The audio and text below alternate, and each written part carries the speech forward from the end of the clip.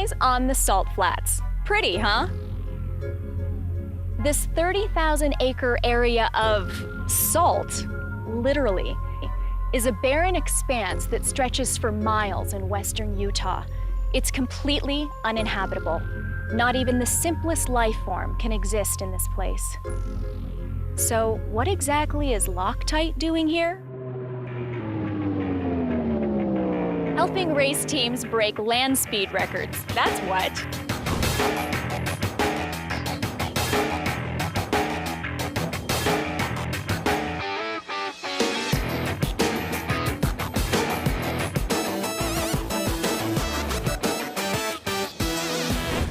I'm Meagan Sander, and you're in the Loctite Zone. Welcome to Cook's Bonneville Shootout, a Loctite-sponsored invitation-only racing competition where the world's fastest cars and motorcycles race against time on the famous Bonneville Speedway. Some of these vehicles will reach speeds of more than 400 miles per hour. So, Mike, people have been racing here on the Salt Flats since the early 1900s. What makes it such ideal terrain for this kind of thing? It's the area. We have 15 miles of perfectly flat salt out here. It looks like snow, doesn't it?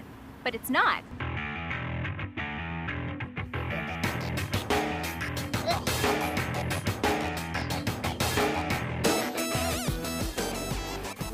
Take that, Bonneville Salt Man! Woo! Bullseye!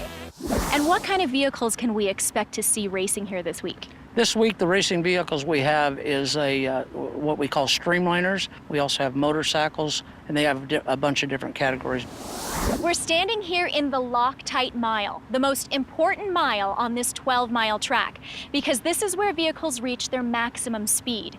The times clocked in this mile could break a world record. Mile speed was 249.1, and they exited at 251.7. Hey, so you look pretty happy. Did something good just happen? Yeah, we just broke the previous world record by 10 miles an hour. Oh, congratulations. How did it feel out there? It's hard and you've got to stay concentrated, but the bike handled well. I found some good lines through the salt where I could get a lot of power down, and that made the day, really. You got any Loctite in there?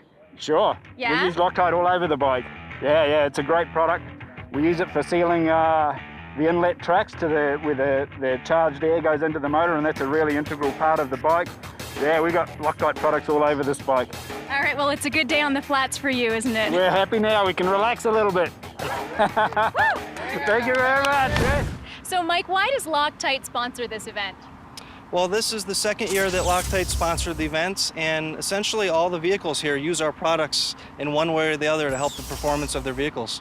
And how does the Loctite hold up in these really kind of intense and difficult conditions?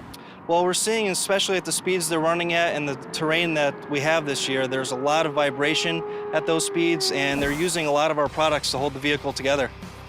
And your team is not just providing product. I mean, you guys are going out there and you're getting hands-on with these racers. That's right. They all have toolboxes with all the essential Loctite products in them, and we're helping them throughout the week after their races and educating them on how the products work and how it's going to benefit their vehicles.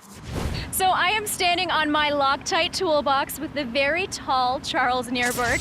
Charles, tell me, what are you driving? I'm driving the Spirit of Rhett Streamliner. And why did you name it that?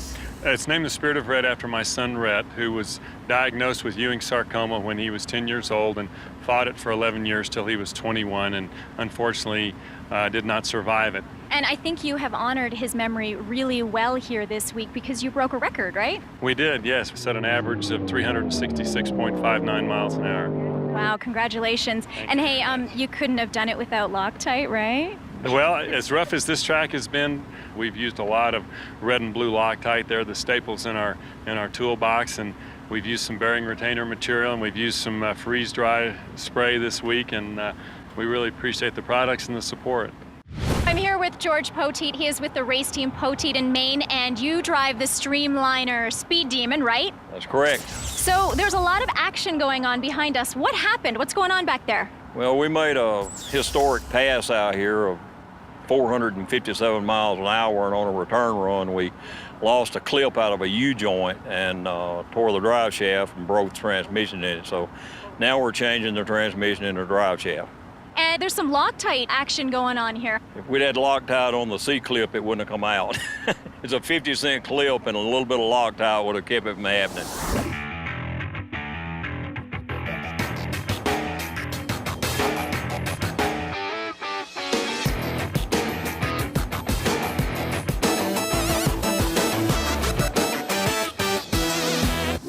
It's been an amazing week of speed, sun, and salt here in Bonneville. And Loctite held strong through it all. Of course, we never had any doubts about that, did we? You are now leaving the Loctite Zone, but don't worry, we'll see you soon, because you never know where the zone is going to turn up next.